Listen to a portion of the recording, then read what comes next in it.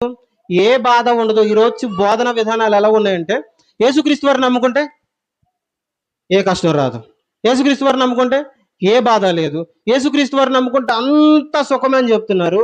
కొంతమంది యేసుక్రీస్తు వారిని అంగీకరించి వెనక్కి వెళ్ళిపోతున్నారు తెలుసా? ఎందుకు అనుకుంటున్నారు? యేసుక్రీస్తు వారిని నమ్ముకుంటే ఏ బాధ ఉండదని వాళ్ళు పిలుస్తున్నారు. వచ్చిన తర్వాత ఏదో ఒక బాధ వస్తుంది, తర్వాత ఏమైపోతున్నారు?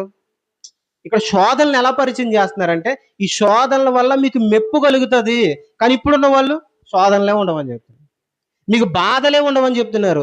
పేతురు గారు మాత్రం కొద్ది కాలమే బాధ ఉంటుంది, వీటి కోసం ఆలోచించకండి, ఈ కొద్ది కాలం కోసం ఆలోచించకండి.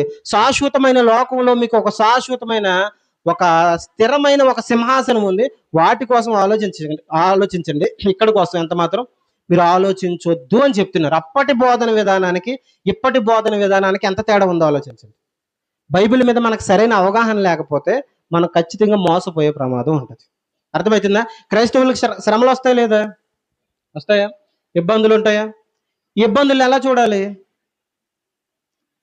బంగారం ఎలాగైతే పరీక్షకు లోనైతే ఒక మేలిం బంగారంలో తయారవుతుందో, అలాగే నా విశ్వాసం శ్రమల గుండా వెళ్తే నేనేమవుతాను చెప్పాలి?